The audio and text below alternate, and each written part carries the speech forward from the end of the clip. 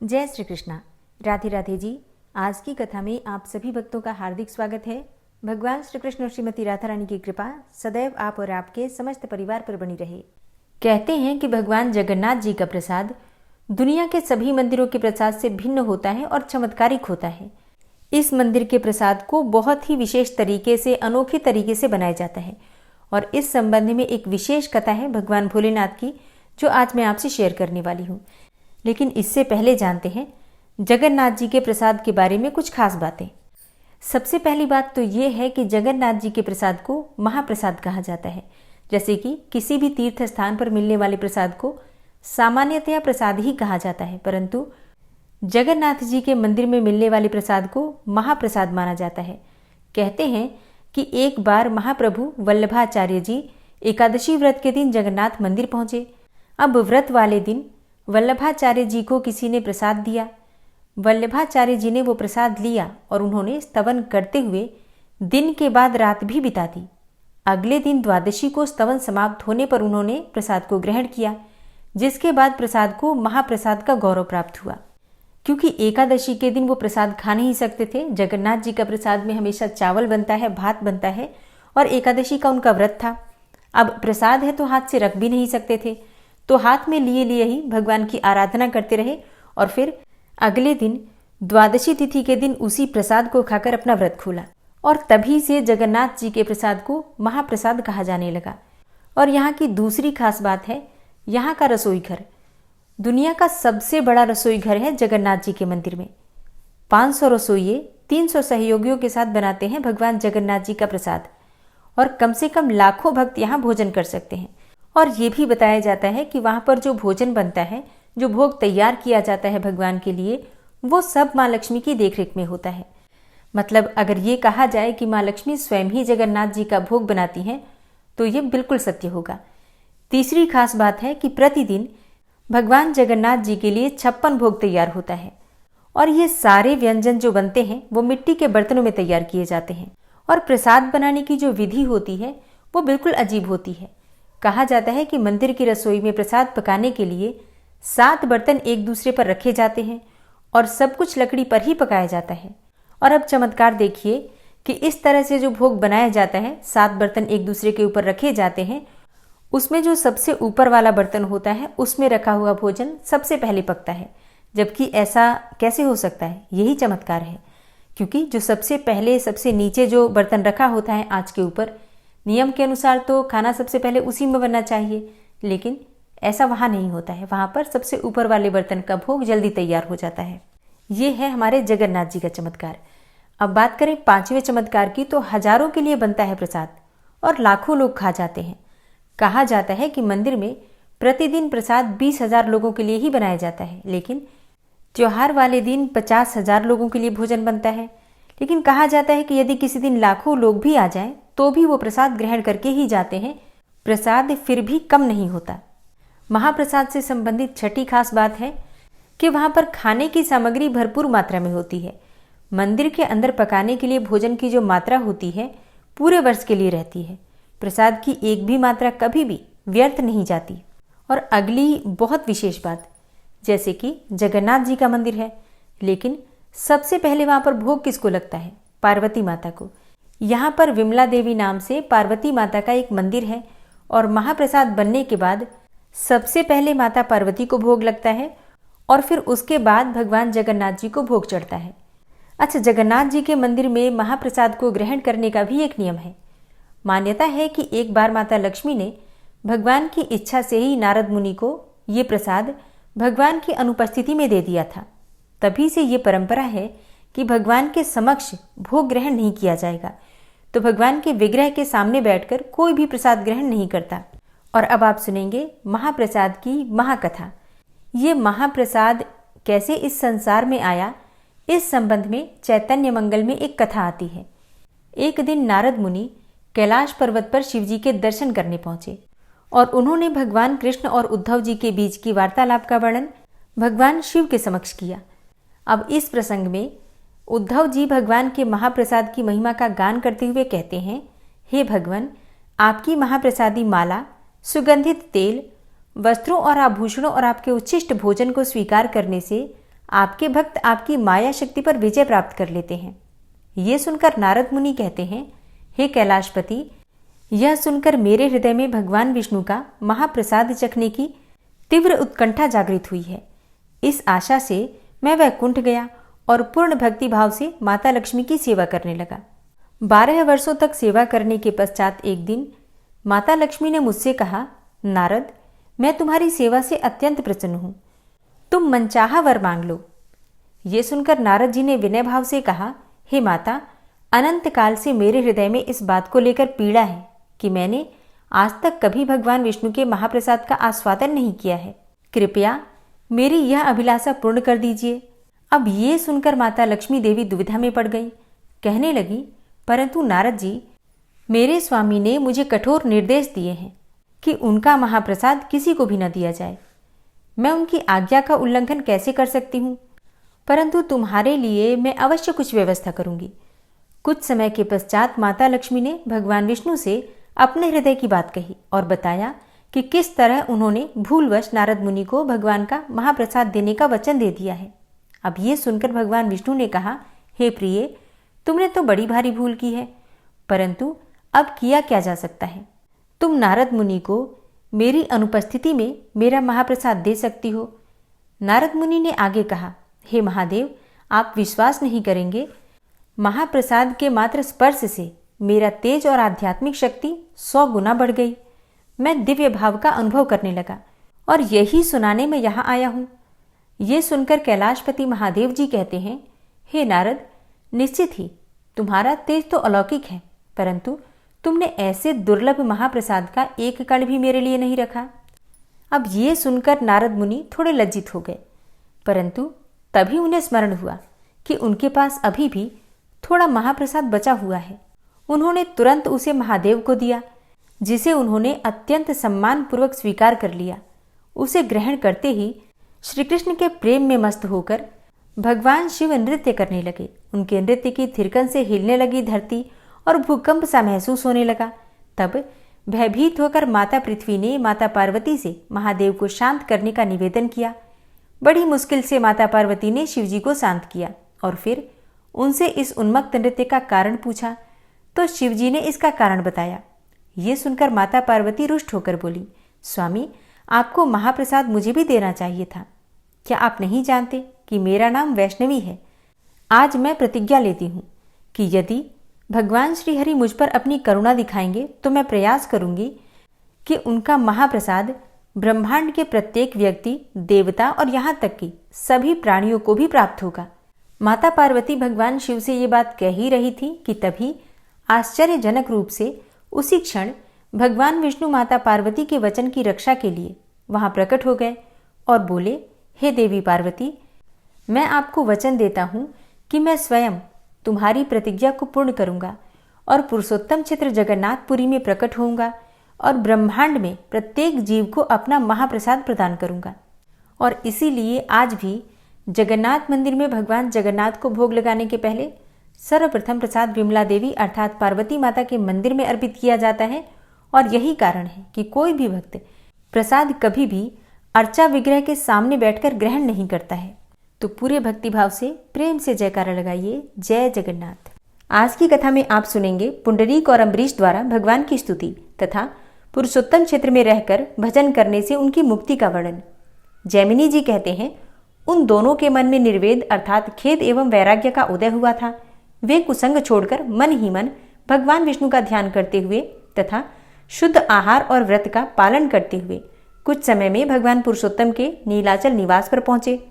वहां तीर्थराज के जल में विधि पूर्वक स्नान करके वे मंदिर के दरवाजे पर खड़े हो गए और साष्टांग प्रणाम करके भगवान का निरीक्षण करने लगे। परंतु उस समय उन्हें भगवत विग्रह का दर्शन नहीं हुआ।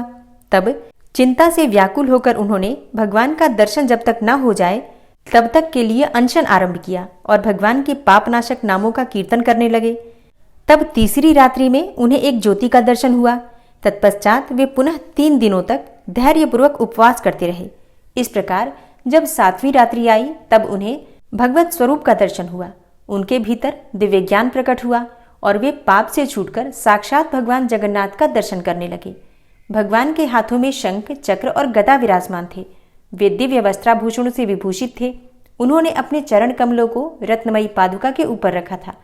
खिले हुए कमल के समान विशाल नेत्र शोभा पा रहे थे। मुख पर प्रसन्नता छाई हुई थी। बाईं ओर श्री लक्ष्मी जी विराजमान थी।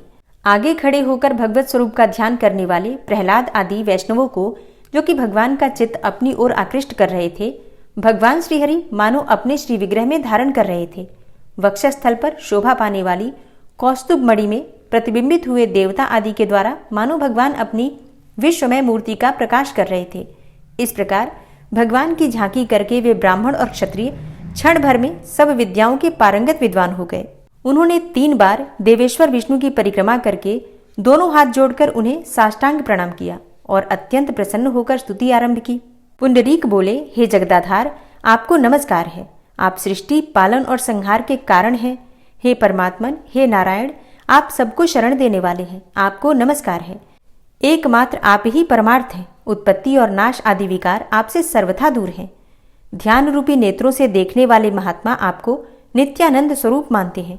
आप चैतन्य मात्र संपूर्ण जगत के स्वामी, सबके अधिष्ठान तथा पर से भी परे हैं। आपका स्वरूप अत्यंत निर्मल है। मूढ़ हृदय वाले मनुष्य आपको कैसे जान सकते हैं। हे नाथ, मैं अत्यंत दीन होकर आपकी शरण में आया हूँ। मुझ पर दया कीजिए। मैं अज्ञानी, पापाचारी तथा संसार समुद्र में डूबा हुआ हूँ। मेरा उद्धार कीजिए। ब्रह्मांड में आपके समान दूसरा कौन बंधु है जो अपने स्वार्थ की अपेक्षा न रखकर दीनों और अनाथों पर दया करता हो। जो मूढ़ योग और क्षेम की इच्छा रखकर अनायास ही मोक्ष प्रदान करने वाले आपकी उपासना करते हैं, वे आपकी माया से मोहित हैं। हे जगन्नाथ, अकस्मात लिया हुआ आपका नारायण नाम अर्थ, धर्म, काम और मोक्ष चारों पुरुषार्थों की सिद्धि अकेले ही कर देता है। हे नाथ, संसार सागर में डूबे हुए लोगों के लिए एकमात्र आप ही शरण हैं। आप अनन्य भक्ति से चिंतन करने पर ज्ञान रूपी नौका पर आरूढ़ होकर करुणा की पतवार हाथ में लेकर अचेतन प्राणी को संसार समुद्र के दूसरे पार पहुंचाने में अकेले ही समर्थ हैं। हे भगवान, मुझे अपने चरण कमलों के प्रति दृढ़ भक्ति प्रदान कीजिए, जिससे मैं इस अत्यंत दुस्तर भयंकर संसार समुद्र के पार हो जाऊं। धर्म, अर्थ और काम इस त्रिवर्ग का सेवन केवल मंदबुद्धि पुरुष ही करते हैं। ये तीनों बहुत क्षुद्र हैं और अहितकर एवं अल्प सुख प्रदान करने वाले हैं, अतः इनसे मेरा कोई प्रयोजन नहीं है। मुझे तो आप अब अपने युगल चरणार विंदों के चिंतन से बड़े हुए घनीभूत आनंद के समुद्र में अवगाहन करने की आज्ञा दीजिए। इस प्रकार स्तुति करके ब्राह्मण पुंडरीक अश्रु गदगद वाणी से त्राहि कृष्ण की पुकार लगाते हुए भगवान जगन्नाथ के चरण कमलों में गिर पड़े। तत्पश्चात क्षत्रिय कुमार अम्बरीश ने उठकर हाथ जोड़े हुए इस प्रकार स्तवन किया। अम्बरीश बोला, हे देव, हे सर्वात्मन, मुझ पर प्रसन्न होइए। आपके मस्तक और भुजाएं असंख्य हैं। नासिका, नेत्र और हाथ पैरों की भी कोई संख्या नहीं है। आपको नमस्कार है। हे विश्वमूर्ते, आप 36 तत्वों से परे हैं और प्रपंच से रहित होते हुए भी इसके विस्तार में सहायक हैं। जरायुज, अंडज, स्वदेज और उद्भिज, इन 4 प्रकार के प्राणियों से भरे हुए जगत के आप ही आश्रय हैं। आपको नमस्कार है। जिनके चरणों से प्रकट हुई गंगा तीनों लोकों को पवित्र करती हैं, जिनका नाम ब्रह्म हत्या आदि पापों की निश्चित शुद्धि करने वाला है तथा कीर्तन करने पर सबको कल्याण प्रदान करता है, उन कल्याण स्वरूप आप परमात्मा को नमस्कार है। हे देव, केवल आपके नाम कीर्तन मात्र से भी सभी प्रकार की सिद्धियां प्राप्त हो जाती हैं। बुद्धिशाली विद्वान पुरुष कौतूहल पूर्वक आपकी खोज करते हैं। हे नाथ, आपके चरण कमलों के जल अर्थात चरणोदक का आश्रय लेने पर वह संताप को हर लेता है। मैं तीनों तापों से पीड़ित हूँ। अपने इन युगल चरणों में मेरी भक्ति को दृढ़ कर दीजिए। मेरा दूसरा कोई स्वामी नहीं है तथा मेरे मांगने योग्य दूसरी कोई वस्तु ही नहीं है। हे जगन्नाथ, मैं आपके चरणों में सहस्त्रों बार प्रणाम करके यह याचना करता हूँ कि जब तक मैं प्राण धारण करूं तब तक आपके इन युगल चरण कमलों में ही मेरी दृढ़ भक्ति बनी रहे। आपके ये चरण ही समस्त पुरुषार्थों के बीज हैं। इन चरणों की भक्ति करके ब्रह्मा जी ने यह सृष्टि की है। रुद्रदेव सबका संहार करते हैं तथा लक्ष्मी जी सबको ऐश्वर्य प्रदान करती हैं। दीनों पर दया करने वाले हे प्रभु, मैं अनन्य चित्त होकर आपके उन्हीं चरणों की भक्ति मांगता हूँ। अनादि अविद्या के इस दुस्तर एवं सुदृढ़ पंख में डूबकर मैं कोई आश्रय न मिलने के कारण नष्ट हो रहा हूँ। हे जगन्नाथ, इससे मेरा उद्धार करने के लिए आपकी महामहिमामयी भक्ति के सिवा दूसरा कोई आश्रय नहीं है। आपकी भक्ति को छोड़कर कोई भी साधन प्राणियों का उद्धार करने में समर्थ नहीं है। हे स्वामिन, आपके अतिरिक्त दूसरा कोई मुझे शरण देने वाला नहीं है। हे प्रभु, मुझे शरणागत पर कृपा कीजिए। इस प्रकार स्तुति करते हुए अम्बरीश भगवान जगन्नाथ के चरण कमलों के समीप हे प्रभु प्रसन्न होइए ऐसा बार बार कहकर दंड की भांति गिर पड़ा। तदनंतर पुंडरीक और अम्बरीश ने जब पुनः नेत्र खोले तब चर्म चक्षु से दिव्य सिंहासन पर विराजमान नील मेघ के समान श्याम सुंदर भगवान पुरुषोत्तम को देखा। उनके नेत्र खिले हुए कमल के समान विशाल थे, अधर लाल और नासिका मनोहर थी। उनके कानों में दिव्य कुंडल झिलमिला रहे थे। भगवान ने अपने चारों हाथों में शंख, चक्र, गदा और पद्म धारण कर रखे थे। वे वनमाला से विभूषित थे। उनका वक्षस्थल ऊंचा दिखाई देता था। कंठ में परम सुंदर हार शोभा पा रहे थे और मस्तक पर बहुमूल्य मुकुट प्रकाशमान था। वक्ष में श्रीवत्स का चिन्ह और कौस्तुभ मणि शोभा पा रहे थे। भुजाओं में उन्होंने दिव्य अंगद अर्थात भुजबंद धारण कर रखे थे। उनकी विशाल भुजाएं घुटनों तक लंबी थी। वे दीनों और दुखियों की रक्षा के लिए सदैव उद्यत प्रतीत होते थे। उनकी कटी में दिव्य पीतांबर शोभा पाता था। उसके ऊपर सोने की करधनी बंधी हुई थी, जिसकी बिचली गांठ में मणि पिरोई हुई थी। भगवान दिव्य हार और दिव्य चंदन से विभूषित थे। वे सुवर्णमय कमल के आसन पर विराजमान थे और उनके सब अंगों में अनुपम शोभा का निवास था। वे शरणागतों का संताप हरने के लिए महान सुधा सागर के समान प्रतीत होते थे। भली भांति खिले हुए कल्प वृक्ष के समान वे संपूर्ण मनोवांछित फलों को देने वाले थे। उनके दक्षिण भाग में हलमय शस्त्र धारण करने वाले भगवान बलभद्र बैठे थे, जिन्होंने अपने महान बल से समस्त ब्रह्मांड का भार धारण किया है। वे बलभद्र जी नागराज श्रेष्ठ के रूप में शोभा पाते थे। मस्तक पर 7 फन उन्हें सुशोभित करते थे। वे कैलाश शिखर के समान ऊंचे और श्वेत वर्ण थे। उनके कानों में कुंडल प्रकाशित हो रहा था। गले में विचित्र वनमाला थी और उन्होंने दिव्य नील वस्त्र पहन रखा था। उनकी पीठ नीची और छाती ऊंची थी। वे संपूर्ण शरीर को कुंडलित करके बैठे हुए थे। उनके चारों हाथों में भी शंख, चक्र, गदा और पद्म शोभायमान थे। अनेक प्रकार के अलंकार धारण करने से वे और भी सुंदर प्रतीत होते थे। भगवान बलभद्र प्रणाम करने वालों के समस्त पापों को नाश करने वाले हैं। इन दोनों के मध्य भाग में कुमकुम के समान लाल वर्ण वाली कल्याणमयी सुभद्रा देवी विराजमान थी, जो संपूर्ण लावण्य का निवास स्थान जान पड़ती थी। समस्त देवता उनके चरणों में मस्तक झुकाते थे। उन्होंने अपने हाथों में कमल धारण कर रखा था। वे दिव्य आभूषणों से विभूषित थी। सुभद्रा भी शरणागतों के लिए कल्प वृक्ष है, समस्त पापों का नाश करने वाली है तथा संसार समुद्र में डूबे हुए मनुष्यों को पार उतारने वाली और देवताओं को भी तारने वाली है। भगवान पुरुषोत्तम के वाम भाग में उत्तम चक्र प्रकाशित होता था। श्रेष्ठ काष्ठ से निर्मित तथा स्वर्ण के संयोग से परम उज्ज्वल 4 स्वरूपों में स्थित भगवान पुरुषोत्तम का प्रातःकाल का दर्शन करके उन ब्राह्मण और क्षत्रिय कुमारों ने अपने परिश्रम को सार्थक माना और पूर्वोक्त स्वप्न लीला का स्मरण करके वे बड़े विस्मय को प्राप्त हुए और सोचने लगे, यह काष्ठ की प्रतिमा नहीं, यहाँ तो साक्षात ब्रह्म प्रकाशमान है।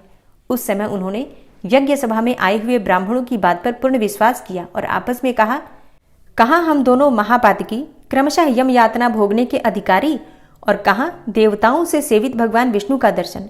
हम तो निरे मूर्ख थे, इस समय 18 विद्याओं में प्रवीण हो गए हैं, इसलिए यह भ्रम नहीं वास्तविक ज्ञान है। यथार्थवादी ब्राह्मणों ने जो कहा था कि तीर्थराज समुद्र के तट पर साक्षात ब्रह्म विराजमान है और वट वृक्ष की जड़ में ये सदा प्रकाशमान होते हैं, उनके दर्शन से सब प्राणी मुक्त हो जाते हैं, उन सब बातों का आज प्रत्यक्ष अनुभव हुआ। ये वही भगवान जगन्नाथ हैं जो 4 स्वरूपों में स्थित हुए हैं। पृथ्वी पर जब ये अवतार लेते हैं तब 4 रूपों में प्रकाशित होते हैं। अब हम दोनों जब तक प्राण धारण करेंगे इन्हीं के समीप रहेंगे। क्षुद्र कामनाओं से मुंह मोड़कर अन्यत्र जाने का नाम भी नहीं लेंगे। ऐसा निश्चय करके वे दोनों भगवान विष्णु के भजन में तत्पर हो गए। सदा नारायण का नाम जपते हुए उन्होंने मोक्ष प्राप्त कर लिया। यह पापनाशक चरित्र अत्यंत गोपनीय है। इस तीर्थ के प्रसंग से मैंने इसका वर्णन किया है। जो मनुष्य पुंडरीक और अम्बरीश के इस चरित्र को सुनते और कहते हैं वे परम आनंद के साथ भगवान विष्णु के परम धाम को प्राप्त होते हैं। जय जगन्नाथ। आज की कथा का यहीं पर समापन करती हूँ। इसके आगे का वृतांत आप कल की कथा में सुनेंगे। ओम महालक्ष्म्यै च विद्महे विष्णुपत्न्यै च धीमहि तन्नो लक्ष्मी प्रचोदयात्। महालक्ष्मी अष्टकम स्तोत्र का पाठ हिंदी अर्थ से। ओम श्री महालक्ष्मी अष्टकम। इंद्र उवाच नमस्तेस्तु महामाये श्रीपीठे सुरपूजिते शंखचक्र गदाहस्ते महालक्ष्मी नमोस्तुते। अर्थात इंद्र बोले, श्रीपीठ पर स्थित और देवताओं से पूजित होने वाली हे महामाये तुम्हें नमस्कार है। हाथ में शंख चक्र और गदा धारण करने वाली हे महालक्ष्मी तुम्हें प्रणाम है। नमस्ते गरुड़ारूढ़े कोलासुर भयंकरी सर्व पाप हरे देवी महालक्ष्मी नमोस्तुते। अर्थात गरुड़ पर आरूढ़ होकर कोलासुर को भय देने वाली और समस्त पापों को हरने वाली हे भगवती महालक्ष्मी तुम्हें प्रणाम है। सर्वज्ञे सर्ववरदे सर्वदुष्ट भयंकरी सर्व पाप हरे देवी महालक्ष्मी नमोस्तुते। अर्थात सब कुछ जानने वाली, सबको वर देने वाली, समस्त दुष्टों को भय देने वाली और सबके दुखों को दूर करने वाली हे देवी महालक्ष्मी तुम्हें नमस्कार है। सिद्धि बुद्धि प्रदे देवी भुक्ति मुक्ति प्रदायिनी मंत्रपूते सदा देवी महालक्ष्मी नमोस्तुते। अर्थात सिद्धि बुद्धि भोग और मोक्ष देने वाली हे मंत्रपूत भगवती महालक्ष्मी तुम्हें सदा प्रणाम है। आद्य अंतरहिते देवी आद्य शक्ति महेश्वरी योगजे योग संभूते महालक्ष्मी नमोस्तुते। अर्थात हे देवी, हे आदि अंत रहित आदि शक्ति, हे महेश्वरी, हे योग से प्रकट हुई भगवती महालक्ष्मी तुम्हें नमस्कार है। स्थूले सूक्ष्म महारौद्रे महाशक्ते मनोहरे महापाप हरे देवी महालक्ष्मी नमोस्तुते। अर्थात हे देवी, तुम स्थूल सूक्ष्म एवं महारौद्र रूपिणी हो, महाशक्ति हो, महोदरा हो और बड़े बड़े पापों का नाश करने वाली हो। हे देवी महालक्ष्मी तुम्हें नमस्कार है। पद्मासन स्थिते देवी परब्रह्म स्वरूपिणी परमेशी जगन्मातर महालक्ष्मी नमोस्तुते। अर्थात हे कमल के आसन पर विराजमान परब्रह्म स्वरूपिणी देवी, हे परमेश्वरी, हे जगदम्बे, हे महालक्ष्मी तुम्हें मेरा प्रणाम है। श्वेतांबर धरे देवी नानालंकार भूषणे जगत स्थिते जगन्मातर महालक्ष्मी नमोस्तुते। अर्थात हे देवी, तुम श्वेत वस्त्र धारण करने वाली और नाना प्रकार के आभूषणों से विभूषित हो, संपूर्ण जगत में व्याप्त एवं अखिल लोक को जन्म देने वाली हो। हे महालक्ष्मी तुम्हें मेरा प्रणाम है। महालक्ष्म्याष्टकम स्तोत्रम यह पठेत भक्तिमान नरः सर्वसिद्धिमवाप्नोति राज्यं प्राप्नोति सर्वदा। अर्थात जो मनुष्य भक्ति युक्त होकर इस महालक्ष्म्याष्टक स्तोत्र का सदा पाठ करता है वह सारी सिद्धियों और राज्य वैभव को प्राप्त करता है। एक कालम पठे नित्यम महापाप विनाशनम द्विकालम च पठे नित्यम धन धान्य समन्वितः। अर्थात जो प्रतिदिन एक समय पाठ करता है उसके बड़े बड़े पापों का नाश हो जाता है और जो मनुष्य 2 समय पाठ करता है वह धन धान्य से संपन्न होता है। त्रिकालम यह पठे नित्यम महाशत्रु विनाशनम महालक्ष्मीर्भवे नित्यम प्रसन्ना वरदा शुभा। अर्थात जो प्रतिदिन 3 काल पाठ करता है, मतलब त्रिसंध्या में पाठ करता है, सुबह शाम दोपहर अगर तीनों समय पाठ किया जाए तो ऐसे मनुष्य के महान शत्रुओं का भी नाश हो जाता है और उसके ऊपर कल्याणकारिणी वरदायिनी महालक्ष्मी सदा ही प्रसन्न रहती हैं। ओम महालक्ष्मी नमः। हे विष्णुप्रिया, हे माँ महालक्ष्मी, हम सभी भक्तों पर अपनी कृपा सदा ही बनाए रखना। ओम विश्वं विष्णुर्वचटकारो भूतभव्य भवत्प्रभु भूतकृत भूतभृत भावो भूतात्मा भूतवाहन भूतात्मा परमात्मा च मुक्तानां परमागति अव्ययः पुरुषः साक्षी क्षेत्रज्ञो अक्षर एव च योगो योग विदाम नेता प्रधान पुरुषेश्वरः नारसिंह वपुः श्रीमान केशवः पुरुषोत्तम सर्वः शर्वः शिवस्थाणुर्भूतादिर्निधिर्व्ययः संभवो भावनो भर्ता प्रभवः प्रभुरीश्वरः स्वयंभू शंभुरादित्यः पुष्कराक्षो महास्वनः अनादिनिधनो धाता विधाता धातुरुत्तमः अप्रमेयो ऋषिकेश पद्मनाभो अमरप्रभु विश्वकर्मा मनुस्त्वष्टा स्थविष्ठः स्थविरो ध्रुवः अग्राह्यः शाश्वतः कृष्णो लोहिताक्षः प्रतर्दनः प्रभूतस्त्रिककुब्धाम पवित्रं मङ्गलं परम् ईशानः प्राणदः प्राणो ज्येष्ठः श्रेष्ठः प्रजापति हिरण्यगर्भो भूगर्भो माधवो मधुसूदनः ईश्वरो विक्रमी धन्वी मेधावी विक्रमः क्रमः अनुत्तमो दुराधर्षः कृतज्ञः कृतिरात्मवान् सुरेशः शरणं शर्म विश्वरेताः प्रजाभवः अह संवत्सरो व्याल प्रत्ययः सर्वदर्शनः अज सर्वेश्वर सिद्ध सिद्धे सर्वादिर्च्युतः वृषाकपिर्मेयात्मा सर्वयोगविनिश्रितः वसुर्वसुमना सत्य समात्मा संमितः समः अमोघ पुण्डरीकाक्षो वृषकर्मा वृषाकृतिः रुद्रो बहुशिरा बभ्रुर्विश्वयोनिः शुचिश्रवः अमृतः शाश्वतस्थाणुर्वरारोहो महातपः सर्वगः सर्वविद्भानुर्विश्वक्सेनो जनार्दनः वेदो वेदविद्व्यङ्गो वेदाङ्गो वेदवित्कविः लोकाध्यक्ष सुराध्यक्षो धर्माध्यक्ष कृताकृतः चतुरात्मा चतुर्व्यूहश्चतुर्द्रष्टश्चतुर्भुजः भ्राजिष्णुर्भोजनं भोक्ता सहिष्णुर्जगदाति च अनघो विजयो जेता विश्वयोनिः पुनर्वसु उपेन्द्रो वामनः प्रांशुर्मोघः शुचिरुर्जिता अतीन्द्रः संग्रहः सर्गो धृतात्मा नियमो यमः वेद्यो वैद्यः सदा योगी वीरः माधवो मधु अतीन्द्रियो महामायो महोत्साहो महाबलः महाबुद्धिर्महावीर्यो महाशक्तिर्महाद्युति अनिर्देश्य वपुः श्रीमान् मेयात्मा महाधृतिर् महिश्वासो महीभर्ता श्रीनिवासः सतां गति अनिरुद्ध सुरानन्दो गोविन्दो गोविन्दाम्पति मरीचिर्दमनो हंस सुपर्णो भुजगोत्तम हिरण्यनाभ सुतपा पद्मनाभ प्रजापति अमृत्यु सर्वदिक्सिंह संधाता संधिमान स्थिर अजो दूर्मर्षण शास्ता विश्रुतात्मा सुरारिहा गुरुर्गुर्तमो धाम सत्य सत्य पराक्रम निमिषो अनिमिषो श्रग्वी वाचस्पतिरुदारधि अग्रणिर्ग्रामणी श्रीमान् न्यायो नेता समीरण सहस्रमूर्धा विश्वात्मा सहस्राक्ष सहस्रपात आवर्तनो निवृत्तात्मा संवृतः संप्रमर्दन अहसंवर्तको वह निर्निलोधरणीधरः सुप्रसादः प्रसन्नात्मा विश्वदृग् विशुभुग्विभु सत्कर्ता सत्कृतः साधु जहनुर्नारायणो नरः असंख्येयो अप्रमेयात्मा विशिष्टशिष्टकृच्छुवि सिद्धार्थ सिद्धसंकल्प सिद्धिदः सिद्धिसाधनः वृषाहि वृषभो विष्णुर्विष्पर्वा वृषोदरः वर्धनो वर्धमानश्च विविक्तः श्रुतिसागरः सुभुजो दूर्धरो वाग्मी महेन्द्रो वसुदो वसु नैकरूपो बृहद्रूप शिपिविष्टः प्रकाशनः ओजस्तेजो द्युतिधरः प्रकाशात्मा प्रतापनः रिद्धस्पष्टाक्षरो मन्त्रश्चन्द्रांशुर्भास्करदुतिः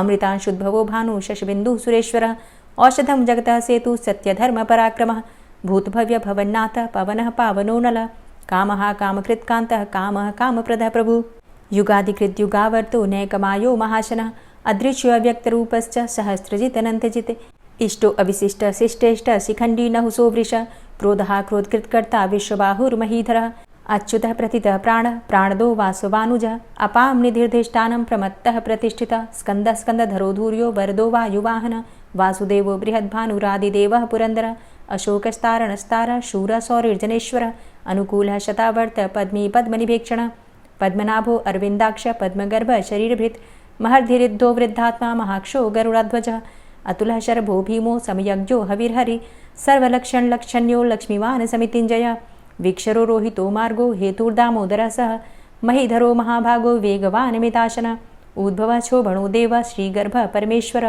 करणं कारणं कर्ता विकर्ता गहनो गुह व्यवसायो व्यवस्थान संस्थान स्थानदो ध्रुव परर्थी परमस्पस्तुष्ट पुष्ट शुभेक्षणः रामो विरामो विरजो मार्गो नेयो नयोनयः वीर शक्तिमतां श्रेष्ठो धर्मो धर्मविदुत्तमः वैकुण्ठः पुरुषः प्राणः प्राणदः प्रणवः पृथु हिरण्यगर्भः शत्रुघ्नो व्याप्तो वायुरुधोक्षजः ऋतुः सुदर्शनः कालः परमेष्ठी परिग्रहः उग्रः संवत्सरो दक्षो विश्रामो विश्वदक्षिणः विस्तारः स्थावरस्थाणु प्रमाणं बीजमव्ययम् अर्थो अनर्थो महाकोशो महाभोगो महाधनः अनिर्विण्णः स्थविष्टोभू धर्मयुपो महामख नक्षत्रनेमिर्नक्षत्री क्षमा क्षामः समीहनः यज्ञ इज्जो महेज्यश्च क्रतुसत्रं सतां गतिः सर्वदर्शी विमुक्तात्मा सर्वज्ञो ज्ञानमुत्तमं सुव्रतः सुमुखः सुष्मा सुघोषः सुखदः सुहृतः मनोहरो जित्क्रोधो वीरबाहुर्विदारणः स्वापनः स्ववसो व्यापी नैकात्मा नैककर्मकृत् वत्सरो वत्सलो वत्सी रत्नगर्भो धनेश्वरः धर्मगुप्त धर्मकृद्धर्मी सदसक्षरमक्षरम् अविज्ञाता सहस्रांशुर्विधाता कृतलक्षणः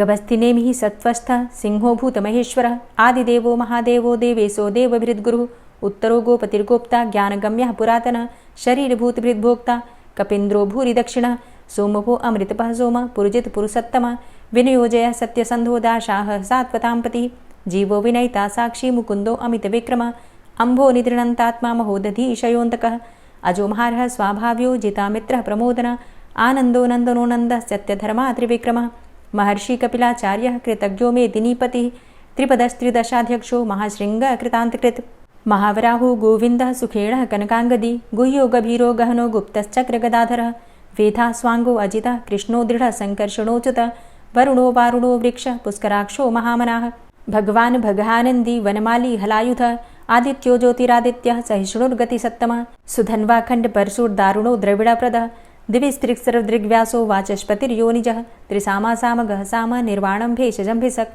सन्न्यासकृच्छमः शान्तो निष्ठा शान्तिः परायणं शुभाङ्गः शान्तिदस्रष्टा कुमुदः कुवलेशय गोहितो गोपतिर्गोप्ता वृषभाक्षो वृषप्रियः अनिवर्ति निवृतात्मा संक्षेप्ता चेमकृच्छिवः श्रीवत्सवक्षा श्रीवास श्रीपति श्रीमताम्बरः श्रीध श्रीश श्रीनिवास श्रीनिधि श्रीविभावन श्रीधर श्रीकर श्रेय श्रीमान लोकत्रयाश्रय स्वक्ष स्वंग शतानंदो नंदिर्ज्योतिर्गणेश्वर विजितात्मा विधेयात्मा सत्कीर्तिश्छिन्न संशय उदीर्ण सर्वतक्षसुर निश शाश्वत स्थिर भूषयो भूषणो भूतिर्विशोक शोकनाशन अर्चिष्मानर्चित कुंभो विशुद्धात्मा विशोधन अनिरुद्धो अप्रतिरथ प्रद्युम्नो अमित विक्रम कालिनेमि निहावीर शौरी सूर्जनेश्वर त्रिलोकात्मा त्रिलोकेशः केशवः केशिहारी कामदेवः कामपालः कामीकान्तः कृतागमः अनिर्देशव पुर्विष्णोर्वीरो अनंतो धनंजयः ब्रह्मण्यो ब्रह्मकृत् ब्रह्मा ब्रह्म ब्रह्म विवर्धन ब्रह्मविद् ब्राह्मणे ब्रह्मी ब्रह्मज्ञो ब्राह्मण प्रिय महाक्रमो महाकर्मा महातेजा महुरगः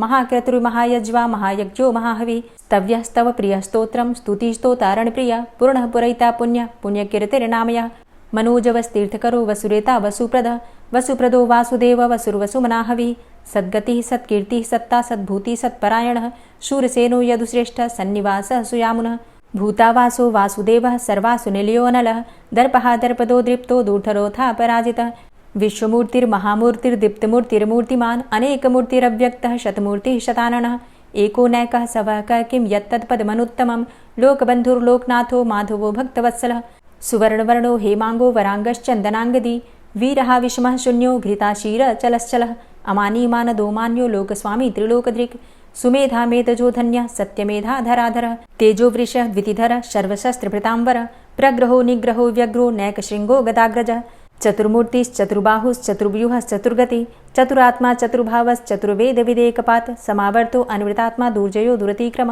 दुर्लभो दुर्गमो दुर्गो दुरावासो दुरारिहा शुभांगो लोकसारंग सुतंतुस्तंतुवर्धन इंद्रकर्मा महाकर्मा कृतकर्मा कृतागम उद्भवः सुंदरः सुन्दो रत्ननाभः सुलोचनः अर्को वाजसनः शृंगी जयन्तः सर्वविजयी सुवर्णबिन्दुरक्षोभ्य सर्वभागीश्वरेश्वरः महाहृदो महागर्तो महाभूतो महानिधि कुमुदः कुन्दरः कुन्दः पर्जन्यः पावनो नीलः अमृताशो अमृतवपुः सर्वज्ञः सर्वतोमुखः सुलभः सुव्रतः सिद्धः शत्रुजित् शत्रुतापनः न्यग्रोधोदुम्बरो अस्वस्थश्चाणुरान्ध्रनिषूदनः सहस्रार्चिः सप्तजिह्वः सप्तैधा सप्तवाहनः अमूर्तिरणघो अचिन्त्यो भयकृद्भयनाशनः अणुर्बृहत्कृशः स्थूलो गुणभृन्निर्गुणो महान् अधृतः स्वधृतः स्वास्य प्राग्वंशो वंशवर्धनः भारभृतिकथितो योगी योगी स सर्वकामद आश्रमश्रमण क्षाम सुपर्णो वायुवाहन धनुर्धरोर्धनुर्वेदो दण्डोदमयितादम अपराजितः सर्वसहो नियन्ता नियमो यमः सत्त्ववान् सात्विकः सत्य सत्यधर्मपरायण अभिप्रायः प्रियार्होर्ह प्रियकृत्प्रीतिवर्धनः विहाय सगतिर्ज्योति सुरुचिर्हुद्भुग्विभु रविर्विलोचनः सूर्य सविता रविलोचनः अनन्तो हुद्भुग्भोक्ता सुखदो नैकजोग्रज अनिर्विण्ण सदामर्षि लोकाधिष्ठानमद्भुतः सनात सनातन्तमः कपिलः कपिरप्यय स्वस्तिदः स्वस्तिकृत् स्वस्ति स्वस्तिभुक् स्वस्ति दक्षिणः रौद्रः कुण्डली चक्रे विक्रमयुर्जितशासनः शब्दातिगः शब्दशः शिशिरः शर्वरीकरः अक्रूरः पेशलो दक्षो दक्षिणः क्षमिणाम्बर विद्वतमो वितभय पुण्यश्रवणकीर्तन उत्तारणो दुष्कृतिः पुण्यो दुःस्वप्ननाशन वीरः रक्षणः सन्तो जीवनः पर्यवस्थितः अनन्तरूपो अनन्तसृर्जितमन्युर्भयापः चतुरश्रो गभीरात्मा विदिशो व्यादिशो दिश अनादिर्भूर्भुवो लक्ष्मीः सुवीरो रुचिराङ्गद जननो जन्मादिर्भीमो भीमपराक्रम आधारनीलयो धाता पुष्पः सः प्रजागर ऊर्ध्वगः सत्पथाचारः प्राणदः प्रणमपण प्रमाणं प्राणनीलयः प्राणभृत् प्राणजीवनः तत्त्वं तत्त्वविदेकात्मा जन्म मृत्यु जरातिग भूर्भुवः स्वस्तरुस्तारः सविता प्रपितामह यज्ञो यज्ञपतिर्यज्वा यज्ञाङ्गो यज्ञवाहन यज्ञभृद्यज्ञकृद्यज्ञ यज्ञभुग्यज्ञसाधन यज्ञान्तिकृद्यज्ञ गुह्यमन्यमन्नादेव च आत्मयोनिः स्वयं जातो वैखानः सामगायन देवकीनन्दन स्रष्टा क्षितिसः पापनाशन शङ्खभृन्नन्दकी चक्री शारङ्गधन्वा गदाधरः रथाङ्गपाणिरक्षोभ्य सर्वप्रहरणायुध ओम नमः इति। और अब आप सुनेंगे श्री तुलसी चालीसा। श्री तुलसी महारानी करु विनय सिरनाय, जो मम हो संकट विकट दीजे मात नशाय। नमो नमो तुलसी महारानी, महिमा अमित न जाए बखानी। दियो विष्णु तुमको सन्माना, जग में छायो सुयस महाना। विष्णु प्रिया जय जयति भवानी, तिहु लोक की हो सुख खानी। भगवत पूजा करे जो कोई, बिना तुम्हारे सफल न होई। जिन घर तव नहीं होय निवासा, उस घर कर ही विष्णु नहीं बासा। करें सदा जो तव नित सुमिरन, तेहि के काज होय सब पूरन। कार्तिक मास महात्म तुम्हारा, ताको जानत सब संसारा। तब पूजन जो करे कुंवारी, पावे सुंदर वर सुकुमारी। करे जो पूजा नित प्रति नारी, सुख संपत्ति से होय सुखारी। वृद्धा नारी करे जो पूजन, मिले भक्ति होवे पुलकित मन। श्रद्धा से पूजे जो कोई, भवनिधि से तर जावे सोई। कथा भागवत यज्ञ करावे, तुम बिन नहीं सफलता पावे। छायो तब प्रताप जग भारी, ध्यावत तुम्हीं सकल चित धारी। तुम्ही मात यंत्रन तंत्रन में, सकल काज सिद्धि होवे क्षण में। औषधि रूप आप हो माता, सब जग में तव यश विख्याता। देव ऋषि मुनि और तपधारी, करत सदा तव जय जयकारी। वेद पुराणन तव यश गाया, महिमा अगम पार नहीं पाया। नमो नमो जय जय सुख कारणी, नमो नमो जय दुख निवारणी। नमो नमो सुख संपत्ति देनी, नमो नमो अघ काटन चेनी। नमो नमो भक्तन दुख हरणी, नमो नमो दुष्टन मद छेनी।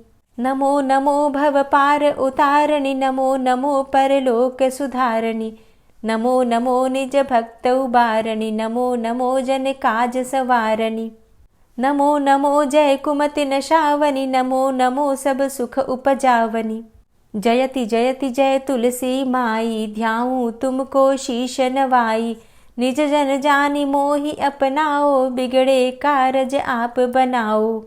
करूं विनय मैं मात तुम्हारी, पूर्ण आशा करहु हमारी। शरण चरण कर जोरी मनाऊं, निश दिन तेरे ही गुण गाऊं। करहु मात अब मोह पर दाया, निर्मल होए सकल मम काया।